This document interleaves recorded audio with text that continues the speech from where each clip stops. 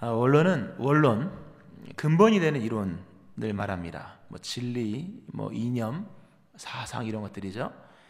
한편 방법론이라는 것도 있습니다. 방법론은 원론적인 진리에 도달하기 위해 또는 원론을 이루기 위해 합리적인 수단과 방식에 관한 이론을 말합니다. 원론은 말 그대로 이론이죠. 이론을 현실화시켜 나가기 위해서는 반드시 수단과 방식들, 방법들이 필요합니다. 그 방법에 대한 것들을 다루는 이론을 방법론이라고 합니다. 원론과 방법론 서로 분리할 수 없습니다. 원론은 방법을 통해서 이루어지고 방법론은 원론 속에서 그 결과에 대한 보증을 받게 됩니다. 그런 특성상 이 원론이라고 하는 것은 눈에 잘 보이지 않습니다.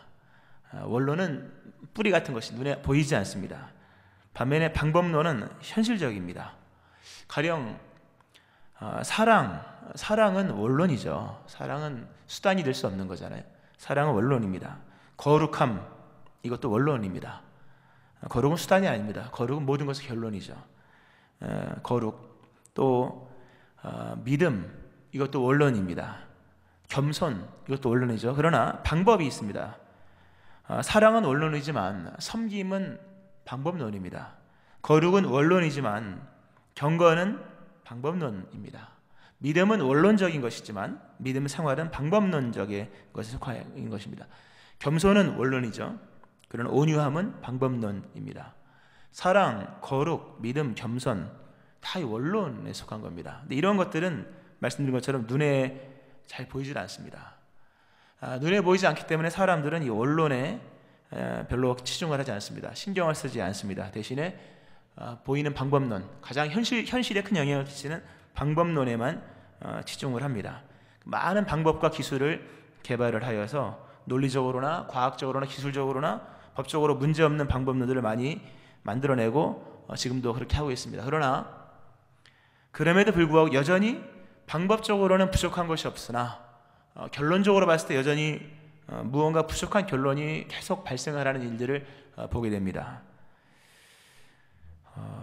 분명히 기술을 가르쳤고 또 섬김의 기술, 사랑의 기술, 대화의 기술, 교회 안에서 전도의 기술 다 가르쳤는데 생각만큼의 결과가 나오지 않고 그 결과도 굉장히 부실한 그런 상태가 이르게 됩니다. 왜 그랬을까?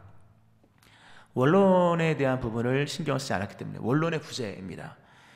가령 이런 것입니다. 우리가 누군가에게 상처 주는 말을 많이 합니다. 상처를 주는 말을 많이 한다 할 때 왜 그 사람은 이렇게 상처 주는 말을 많이 할까? 말하는 기술이 부족한가 보다. 그러니까 말하는 기술을 가르쳐 준다고 생각해 보세요. 그 책들 보면 베스트셀러 중에 항상 꼭 대화의 기술 이런 거 많이 들어가지 않습니까? 대화의 기술, 말하는 기술, 말 잘하는 사람의 특징 같은 것들. 근데 생각해 보세요, 여러분. 누군가에게 말을 하면 상처를 주는 사람의 원인이 그게 말 기술이 부족해서 대화의 기술이 모자라서 사람들의 상처를 주는 거냐? 그렇지 않습니다. 겸손이 없기 때문입니다. 내용의 문제가 아니요, 방식의 문제, 물론 문제죠. 그러나 근본적으로 그 안에 겸손이 없기 때문입니다. 겸손하면 절대로 상처를 주지 않습니다. 근데 말하는 기술만 가지고 말의 상처를 없애려고 한다면 그것은 공허한 결과를 낳을 뿐입니다. 사랑에 대해서 실패하는 경우도 우리는 종종 있습니다. 왜 그럴까? 사랑의 기술? 유명하죠. 사랑의 기술을 가르쳐 준다고 해서 사랑이 성립이 될까? 완성이 될까? 그렇지 않습니다. 사랑의 기술은 사랑이 있고 난 이후에 필요한 것들입니다. 사랑의 기술로 사랑을 완성할 수는 없습니다. 근본 사랑이라는 원론이 있고 난 이후에 어떻게 사랑할까? 방법론이 뒤따라오면서 사랑이 완성되는 것인데, 사랑 없이 사랑의 기술만을 가르치기 때문에 사랑 없는 일들이 일어나고 만다고 하는 것입니다. 깨끗함도 마찬가지입니다. 우리가 깨끗함, 왜 저 사람이 이렇게 지저분할까? 추할까? 환경이 문제냐? 아니면 여러 주변에 어떤 더러운 요소가 있느냐? 그렇지 않습니다. 그 마음에 거룩함이 없기 때문입니다. 거룩함이 없는 사람은 깨끗할 수가 없습니다. 그 안에 거룩함이 있는 사람은 특히 하나님의 거룩하심을 본 사람은 하나님의 거룩하심처럼 자신도 온전히 거룩하게 하기 위해서 육과 영이 온갖 더러운 것으로 자신을 깨끗하게 지켜 나갑니다. 그러니까 우리는 방법적 기술을 가지고 세상을 변화시키려고 하고 방법적 기술을 가지고 진보와 발전을 시켜 나가는 것 같으나 발전되고 진보되나 언론이 부재하면 결국 내용은 다 공허하다는 것입니다. 우리가 소중하게 여기는 정치, 경제, 사회, 문화 다 방법론들입니다. 사회를 움직이는 방법론들에 속한 것들이라고 하는 거죠. 이런 것들은 어떤 원론 위에 있느냐에 따라서 어떤 결과를 만들어내는 그 결과가 완전 다르다고 하는 거죠. 중요한 건 이거 하나입니다. 어떤 방법론이 정치든 경제든 사회든 문화든 아니면 사랑이든 아니면 대화든 모든 것 간에 가장 그 모든 것들은 근본적으로 정직함 위에 세워져 있을 때만 제 기능을 발휘할 수 있다는 사실입니다. 정직함 위에 세워져 있지 않은, 정직하지 않은 그 위에 세워져 있는 정치, 경제, 사회, 문화는 이루 말할 수 없는 폐단을 낳을 수밖에 없는 것이죠. 코로나19 바이러스가 참 나라를 어수선하게 합니다. 오늘도 이렇게 마스크 쓰고 예배를 드립니다. 언제 마스크 쓰고 예배 드려보겠습니까? 이것도 좋은 경험일 수 있습니다. 연일 이어지는 코로나 관련 뉴스로 인하여서 사람들의 마음이 많이 위축이 되어 있습니다. 그 마음은 두 가지로 볼 수 있습니다. 하나는 두려움이죠. 왜냐하면 감염에 대한 두려움. 코로나19의 그 치사율은 높지 않다고 하죠. 2.3% 이 정도 된다고 하는데요. 그러나 그 치사율이 문제가 아니라 감염력이 워낙 강해서 그 치사율은 100분율이잖아요. 그렇기 때문에 100이면 2.3명이고 1000이면 23명이고 10,000명이 감염되면 203명 이렇게 되니까 이것이 낮다고 볼 수가 없는 것이죠. 사람들이 많이 두려움에 떨고 있습니다. 그래서 오늘도 많이 이렇게 집에 계신 분도 많이 계신데 그런 두려움의 문제가 생겨졌고 또 하나의 이 코로나 관련으로 인해서 우리 안에 생겨진 또 하나의 감정은 약간 좀 그 공분 같은 것들입니다. 공분. 모두가 다 이렇게 좀 예민해져 있고 심지어 화가 나 있는 상태. 이 코로나 사태로 인하여서 사람들을 공분하게 만드는 요인이 무엇일까? 코로나 바이러스 때문일까? 그렇지 않죠. 거짓말하는 사이비 집단 때문입니다. 처음에 코로나가 문제였습니다. 그러나 지금은 코로나가 문제가 아닙니다. 거짓말을 하는 사이비 집단, 거짓말이 문제라는 겁니다. 확진 판정이 나올 때까지 자신이 그 코로나 감염 우려가 매우 높은 그 집단에 참여했다는 것을 숨기고 있습니다. 확진되고 나서 역학하면서 그때 비로소 자신이 사이비 집단에 속했다는 것을 그때 얘기함으로 정부에서 시행하고 있는 이 체계적인 방역 체계가 그들로 인해서 또 다른 추가적인 일들로 인해서 실효를 내지 못하는 것으로 우리는 보고 있습니다. 이런 코로나 바이러스와 더불어 일어난 이런 이단 사이비 집단들의 이런 작태들을 보면서 사회를 무너뜨리고 나라를 혼란에 빠뜨리고 한 생명을 위협하는 것은 바이러스가 아니라 거짓말이다. 거짓이라는 것을 우리는 분명하게 지금 보고 있습니다. 이런 거짓으로 이루어진 이런 집단들의 문제로 인해서 생겨진 문제는 이번 문제뿐만이 아니죠. 그 전에 세월호의 문제도 우리가 거기 세월호의 주된 세력은 이단이었다는 것을 알고 있습니다. 거짓이 불러오는 이런 파장이요, 우리는 얼마나 큰지를 우리는 알아야 할 것입니다. 거짓이 만연되면 정치도 경제도 사회도 문화도 종교도 제 기능을 발휘할 수 없습니다. 거짓이 만연되면 세상은 제대로 돌아가질 않습니다. 제대로 돌아가지 않으면 오그러지게 돌아가는 것이 나중에 무언가 이탈되고 무언가 심각한 문제가 생겨지게 됩니다. 평상시에는 거짓이 만연되어도 아무런 문제가 되지 않습니다. 그러나 위기 때는 거짓말로는 위기를 이길 수가 없습니다. 위기가 처했을 때, 사회가 어려움에 처할 때 그 문제를 해결하기 위해서 가장 먼저 필요한 것은 정직의 회복입니다. 거짓으로는 위기를 극복할 수가 없습니다. 도리어 거짓은 사회에 큰 문제를 일으킵니다. 우리가 지금 보고 있죠, 다. 그리고 거짓은 단순히 누구를 속이는 것이 아니라 누구를 죽이는 것이다. 거짓은 단순히 속이고 이득에 관한 것이 아니라 생명을 죽이는 사망을 낳는다는 사실을 우리는 반드시 기억을 해야 합니다. 거짓으로 속이고 값을 지불하고 자신의 집단의 이익을 구하는 것이 당장은 이득인 것 같으나 지불되지 않고 얻는 그 무언가는 누군가가 대신 지불해야 한다는 사실을 우리는 알고 있습니다. 거짓은 거짓으로 끝나지 않으며 결정적 순간에 사회를 붕괴시키고 나라를 혼란에 빠뜨리며 한 사람과 한 가정을 파멸시키는 사망을 낳는 그런 역할을 한다고 하는 사실이죠. 우리가 지난주 설교 본문 마가복음 12장에서 한 서기관이 예수님께 찾아와 묻죠. 예수님, 가장 크고 첫째 되는 가장 큰 계명이 무엇입니까? 예수님께서 그 질문에 답합니다. 첫째는 이것이니 이스라엘아 들으라. 주 곧 우리 하나님은 유일한 주시라. 너의 마음을 다하고 목숨을 다하고 뜻을 다하고 힘을 다하여 주 너의 하나님을 사랑하라 하신 것이요. 둘째는 이것이니 내 이웃을 내 자신과 같이 사랑하라 라는 말씀을 하셨습니다. 이것이 율법과 선지자의 강령이라 말씀하셨습니다. 우리가 그래 지난 시간에는 하나님, 믿음은 곧 사랑입니다 하면서 하나님을 사랑하되 마음을 다하고 목숨을 다하고 힘을 다하고 뜻을 다하여 사랑해야 된다라는 말씀을 들었죠. 그 뒷부분은 사실 얘기를 안 했습니다. 그리고 둘째는 이것이니 너의 이웃을 너 자신과 같이 사랑하라라는 말씀을 같이 이어서 해야 되는데 이어서 하지는 않았습니다. 예수님은 하나님 사랑과 이웃 사랑을 병렬로 놓으셨습니다. 첫째는 당연히 하나님 사랑이고 둘째는 이웃 사랑입니다.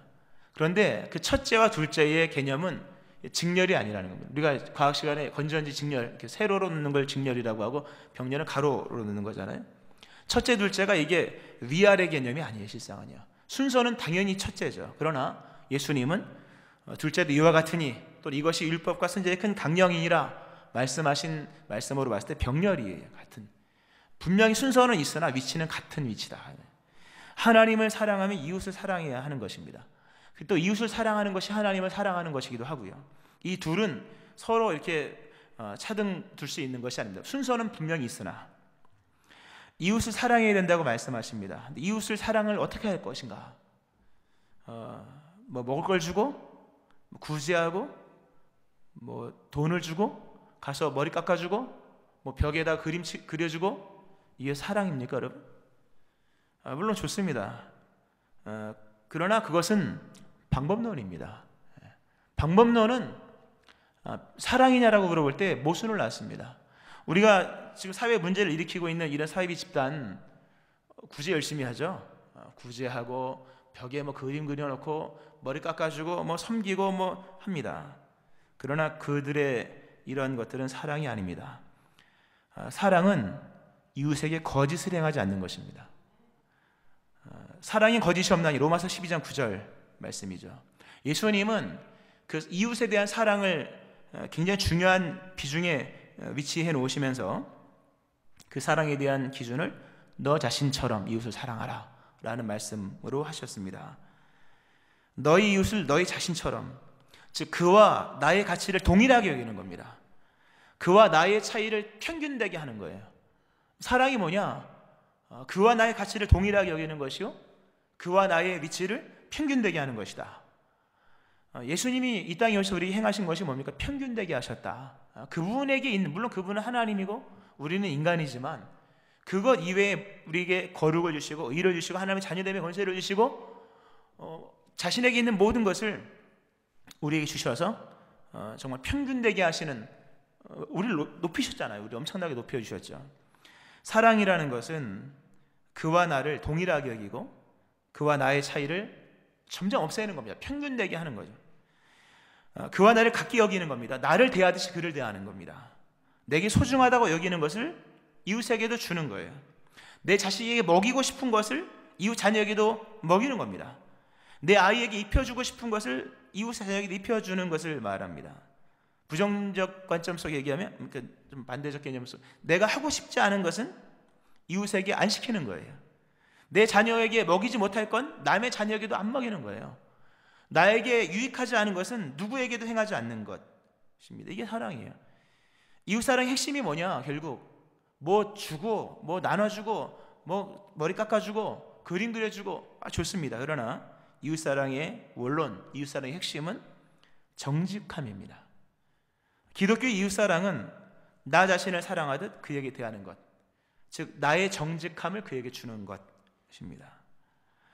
여러분, 이 세상 특별히 이렇게 지금 코로나19 바이러스로 인해서 여러 지금 불편한 상황이 놓여 있는데 이것뿐이겠습니까? 이 세상에 필요한 것이 뭐라고 생각하십니까, 여러분? 머리 깎아주고, 머리는 너무 얘기를 많이 했나요? 뭘 굳이 하고 나눠주고, 다 좋습니다. 그러나 가장 우리에게 필요한 것은 정직한 사람들입니다. 깨끗한 사람들, 거짓말하지 않는 사람들입니다. 다윗이 한평생 수많은 사람들을 대하고 상대하면서 악인들의 공통점을 발견합니다. 그가 악인들의 공통점, 이렇게 보면 데이터가 나오잖아요. 그가 수많은 악인들을 보면서 썼던 그 시편 53편을 보니까 다윗이 이런 얘기를 합니다. 어리석은 자는 그 마음에 이르기를 하나님이 없다 하는도다. 그들은 부패하고 가증한 악을 행하며 선을 행하는 자가 없도다. 유심히 보니까 악인들에게는 이상한 생각들이 있다는 거죠. 악인들의 그 정신세계에는 이상한 생각이 있는데 그것이 뭐냐면 하나님이 없다고 생각하는 거예요. 악인들의 가증함들, 부패함들, 또 그렇게 악을 이루는 그 사악함들, 근데 그 사람들의 다윗이 예리하지 않습니까? 열심히 보니까 그들의 생각 속에는 하나님이 없다 하는 생각을 갖고 있는 거죠. 그런 내용은 시편 4절에도 나옵니다. 악인은 그의 교만한 얼굴로 말하기를 여호와께서 이를 감찰하지 아니하신다 하며 그 모든 사상에 하나님이 없다 하나이다. 악인들 사고체계, 악인들의 사상, 그 깊은 곳에는 하나님 없어, 이거예요. 하나님 없다. 그리고 하나님은 감찰하지 않으신다. 즉 우린 들키지 않는다. 우리의 거짓말은 들키지 않아. 이게 악인입니다, 여러분. 하나님 그런 사람 심판하십니다. 왜 이단 사이비 집단들은 그렇게 거짓말을 잘할까요? 아주 집단적으로 거짓말을 합니다. 개인의 거짓말이 아니라 공식적인 거짓말, 국가를 속이고 사회를 속이고 이웃 속이고 심지어 가족을 속이고 자신을 치료해주는 의사를 속이고, 왜 그들은 그렇게 거짓말을 많이 할까요? 그들은 하나님을 믿는 사람들이 아니기 때문입니다. 그들이 예수님을 믿는 사람들이 아닙니다. 성경책이 비슷하고 찬송가 같은 찬송가를 부르고 형식이 비슷하고 심지어 교회라는 칭호를 쓴다 해도 진짜 예수님 믿는 사람이라면 그렇게 거짓말 안 합니다. 하나님을 섬기는 모임, 하나님의 백성들은요, 이 거짓말 안 합니다, 여러분. 물론 실수로 어쩌다 그것도 쉽지가 않습니다. 하나님을 믿지 않기 때문에 그들은 거짓말을 합니다. 그리고 속일 수 있다는 그 사악한 생각들, 속일 수 있다는 생각 속에서 조사하면 다 나오는데 거짓말하는 겁니다. 여러분, 속일 수 없습니다. 세상에 비밀은 없습니다. 비밀이 없다고 인정하셔야 정직한 삶을 삽니다. 분명히 시간차만 있을 뿐이지 나중에 다 드러나게 되어 있습니다. 하나님이 그렇게 하시기 때문에. 하나님이 없다고 말하는 이 사악한 사람들의, 이 악인들의 사상들, 그들의 생각 저 밑에 그들의 원론은 하나님이 없다. 이렇게 하나님이 없다고 말하는 악인들의 사상, 그 원론이 어디에서 나온 것이냐? 예수님 말씀하시죠. 도적이 오는 것은 도둑질하고 죽이고 멸망시키려는 뿐이라. 마귀에서 나온 겁니다. 마귀의 원론은 사망이에요. 마귀는 무엇을 이루느냐? 사망을 이루는 거예요. 마귀의 원론은 사망이요, 사망을 이루기 위한 마귀의 방법론은 거짓말입니다. 거짓은 마귀가 사망의 열매를 맺기 위해서는 마귀의 방법론입니다. 모든 거짓말은 다 마귀에게 속한 겁니다. 큰 사기꾼이든 아니면 잠깐 속이는 그런 거짓말이든, 심지어 하얀 거짓말, 하얀 거짓말이 어디 있습니까? 다 거짓은 거짓이죠. 모든 거짓은 다 마귀에게 속한 것입니다. 마귀는 거짓의 아비입니다. 마귀에게 속해 있는 모든 사람들은 다 거짓말합니다. 거짓을 자기 것으로 말합니다. 그러니까 얼마나 자신 있게 얘기하겠습니까? 원래 인용해서 얘기하면 힘이 없잖아요. 내가 경험한 것으로 얘기해야 설득력이 있는 거거든요. 근데 마귀는 거짓을 자기의 것으로 말합니다. 이 하나님 없다고 생각하고 속일 수 있다고 생각하는 잘못된 사상, 그런 개념을 갖고 있는 이런 사이비 이단 집단들, 그들의 마음에는 그들은 거짓을 자기의 것으로 말하고 그것은 결국 마귀에게서 나온 것이다 라고 하는 것이죠. 만약 우리 안에도 거짓을 공공연하게 사용하고 대수롭지 않게 여기고 뭐 이 정도 거짓말이야. 만약 그런 분이 있다면 회개하여 돌이키를 바라고 계속 그렇게 나간다면 그 사람은 하나님 믿는 사람 아닙니다. 예수 믿는 사람 아니에요. 그 사람은 마귀의 자식입니다. 모든 거짓은 다 마귀에게서 나오는 것이기 때문에 거짓의 출처는 한 군데서만 나옵니다. 마귀에게서.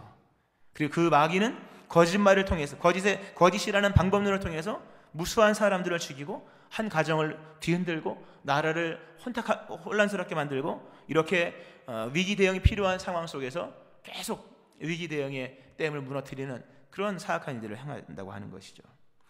우리가 우리 자신을 돌아봐야 할 것입니다. 방법론적인 문제, 나는 말주변이야, 상관없습니다. 나는 좀 머리가 나빠, 그렇지 않습니다. 난 가난해. 근데 방법론적인 얘기입니다. 정말 우리 안에 원론이 얼마나 충만하냐.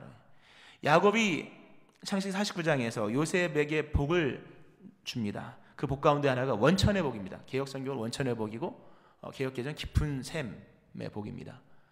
깊은 곳을 얻는 이런 복. 그러니까 오늘 본문과 연결시킨 키워드를 쓴다면 원론의 복이 임해야 된다는 거예요. 사람의 기본이 좋아야 돼요. 이 깊은 곳이 좋아야 됩니다. 사상이 좋아야 할 것이요, 내면이 좋아야 될 것이요, 내면이 좋아야 한다고 하는 것이죠. 이 은혜의 길을 축원합니다. 다윗이 오늘 시편 51편이죠. 다윗이 밧세바와의 죄로 인하여 하나님께 범죄하고 그리고 나서 회개하는 내용이 시편 51편입니다. 유명한 본문이죠. 다윗이 어느 순간에 큰 죄를 범합니다. 간음하고 살인하고 거짓말합니다. 그리고 나중에는 그 모든 것을 무마할 수 있도록 법적으로 합법적으로 자신이 옳다고 그렇게 법으로 모든 것을 다 감싸버렸습니다. 완전한 거짓말을 이루었습니다. 그렇게 큰 죄를 범하죠. 중요한 이것이 유혹으로 생긴 유혹에 의한 결과가 아니라는 겁니다. 어느 한순간에 일어난 것이 아니에요. 이렇게 큰 사고는 절대 한순간에 일어나는 게 아닙니다. 영적으로 큰 사고, 잘 믿던 사람이 갑자기 시험 들어가지고 교회를 떠나고 이런 거 있지 않습니까? 이거는 갑자기 일어나는 게 아닙니다. 모든 것들은 쌓여서 일어나는 거예요. 다윗은 그 내면의 붕괴로서 이러한 큰 살인, 간음, 도둑질하고 죽이고 하는 이런 일들을 해요. 그 내면의 붕괴가 일어났다고 하는 거죠. 어느 순간에 다윗이 자신을 마음을 열고 자신의 내면을 돌아보니까 거짓과 속임수와 교활함이 가득한 사람이 되었다 하는 겁니다. 우리도 열어보셔야 돼요. 주의 내 마음을 살피사 나를 시험하사 내 마음을 아시옵소서 하셔야 되는 거예요. 그렇게 하나님을 향해서 수금을 타고 노래하고 시를 짓고 했던 다윗인데 어느 순간에 그가 거짓과 속임과 살기가 가득한 사람이 되었고 그렇게 모든 것을 합법적으로 무마시키는 거짓이 충만한 사람이 되었다는 거죠. 절대 하루아침에 일어난 것이 아닙니다. 나중에 그가 비로소 정말로 찾아오시는 하나님, 나단 선지자를 통해 찾아오시는 하나님을 통해 자신의 모습을 보았을 때 기겁을 하죠. 내가 이렇게 거짓말하는 사람이 되었구나. 내가 이렇게 살인하는 사람이 되었구나. 깨달았죠. 내가 하나님을 너무나도 멀리 떠났구나. 내가 하나님과 너무 멀어져 있었구나 라는 것을 깨닫습니다. 그리고 더 이상 만회할 수 없을 만큼의 자신의 내면의 그 상태를 봅니다. 너무나도 거짓이 가득하다. 이 거짓이 가득한 것은 마귀 역사잖아요. 마귀의 일이잖아요.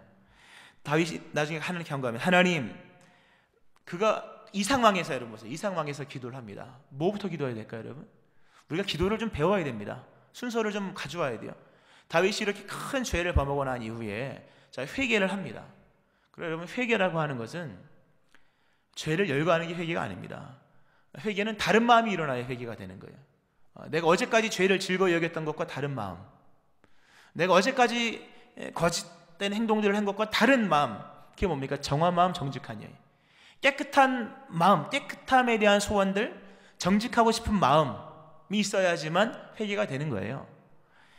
다윗이 자신의 모습을 놓고 기도하는 내용 시편 51편이죠. 여러 내용이 나옵니다. 그 중에 그가 했던 유명한 기도, 하나님이여 내 속에 정한 마음을 창조하시고 내 안에 정직한 영을 새롭게 하옵소서. 이 정한 마음, 이 깨끗한 마음이에요. 우리 믿음의 사람들은 마음이 깨끗해야 됩니다. 그래야 하나님을 보죠. 마음이 청결한 자는 복이 있대요. 무슨 복입니까? 하나님을 본대요. 할렐루야. 마음이 깨끗해야 될 것입니다. 늘 하나님 깨끗한 마음 달라고 기도하셔야 돼요. 다윗이 기도하기를 정직한 영을 새롭게 달라 기도합니다. 정직한 영, 이게 견고한 마음, 굳건한 마음, 그리고 아주 단단하게 확립된 마음을 말하는 거예요. 이게 그런 무슨 구조물 얘기냐, 그런 얘기가 아니라 어떠한 상황이나 상태에서도 변질됨 없이, 흔들림 없이 유지되는 마음, 이 견고한 마음인가 동시에 그러므로 정직한 마음이에요. 정직이 뭡니까? 앞뒤적으로 똑같은 거예요. 어제와 오늘 내일이 똑같은 겁니다. 젊었을 때나 나이 들었을 때나 죽기 직전이나 똑같은 걸 말하는 거예요. 가난할 때나 부할 때나 바뀐 사람 많거든요. 근데 정직이라고 하는 것은 견고한 마음입니다. 흔들림 없는, 변질되지 않는 마음. 다윗이 자신의 인생을 돌아봤을 때 가장 먼저 필요한 것은 또 다른 방법론이 아니라 원론이었다는 거죠. 깨끗한 마음, 무엇보다 정직한 영, 하나님께 간구합니다. 그는 깨달았습니다. 하나님, 저는 이미 거짓에 물들었고 이미 나는 더러워졌습니다. 하나님께서만 나를 새롭게 할 수 있는데 정한 마음을 창조하셔야 됩니다. 이건 창조, 정한 마음, 깨끗한 마음, 더러운 거 빨아달라는 게 아니에요. 여러분, 이거는 이 누더기가 된 걸 깨끗이 씻어주세요가 아니라 더 이상 쓸모없는 나의 이 옛마음 없애주시고 새 마음으로 창조해달라는 거예요. 창조. 새롭게 해달라는 거, 새로운 뭡니까? 성경상의 새로움, 이전 것과 연결됨이 조금 더 1%도 연결되지 않은 이것만이 새 것입니다. 새 것이 99%고 1%가 옛날 거라면 그것은 새 것이 아닙니다. 그건 그냥 수선, 개선 정도에 불과한 거죠. 다윗은 자신의 인생 가운데 가장 필요한 것이 깨끗함이며 정직함이라는 걸 깨닫고 하나님께, 하나님, 나의 힘으로 할 수 없으니 나에게 깨끗한 마음을 창조하시고 정직한 영을 새롭게 달라. 예전과 다른 새로운 마음, 그 영이 회복이 되죠. 말씀을 맺겠습니다. 여러분, 수많은 방법론이 제시되고 있습니다. 수많은 방법론이 앞으로도 개발될 겁니다. 그러나 모든 방법론은 원론이 유지되는 상태에서만 효력을 낼 수가 있습니다. 원론이 무시된 채 아무리 좋은 방법론을 제시하고 시행한다 해도 모든 노력은 다 허사가 되고 맙니다. 우리가 하나님의 나라를 꿈꾸며 세상을 변화시키자, 변화는 방법론에서 일어나는 것이 아닙니다. 변화는 원론에서부터 시작됩니다. 그동안 우리는 원론을 등한히 여겼습니다. 물질은 점검했으나 생각을 점검하지 않았습니다. 지식은 점검했으나 사상까지 점검하지는 않았습니다. 정신을 점검했으나 영을 돌아보지 않았습니다. 원론이 어떻게 돌아가는지, 나의 내면 깊은 곳이 어떤지 돌아보지 않은 채 여러 좋다고 하는 방법론 다 끌어다 썼습니다. 그런 걸 우리의 열매는 쓴 열매, 극상품 포도나무를 심었으나 먹었으면 들포도를 맺는 것처럼 그러한 모습이 되었고, 세상도 이렇게 혼란스럽게 되고 말하다는 거죠. 세례요한이 도끼가 나무 뿌리에 놓였다. 원론을 정리하지 않고서는 될 수 없다는 얘기입니다. 성도, 우린 예수 믿는 사람입니다. 예수 믿는 사람들은 거짓말을 하지 않는 사람들입니다.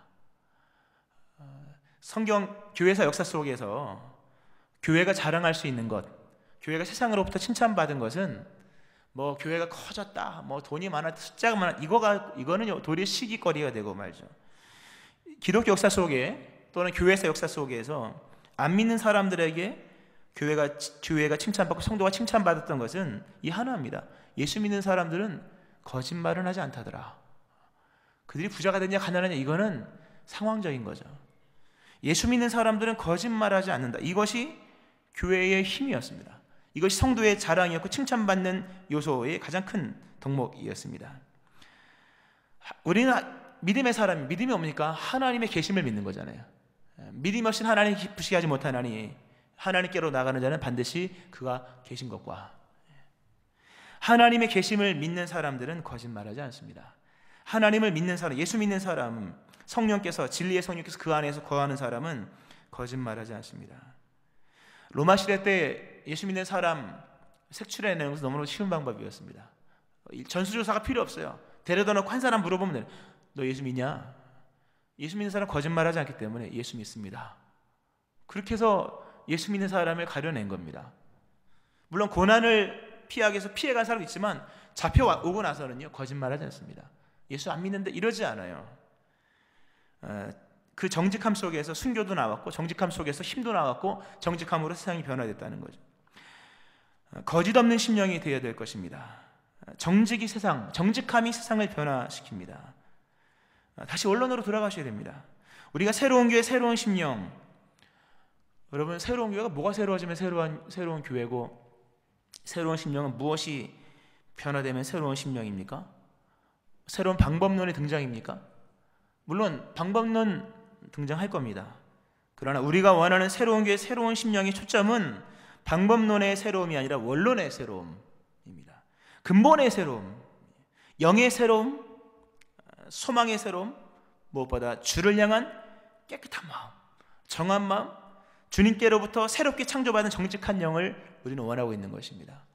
정직한 교회, 거짓말하지 않는 교회, 깨끗한 심령을 갖고 있는 성도, 그리고 어떤 상황에서도 거짓을 행치 않는 그런 성도님들 되어지기를, 이것이 이 세상의 희망이고 빛인 것을 믿고 이러한 삶을 사시는 이러한 믿음 되어지기를 주의 이름으로 축원합니다.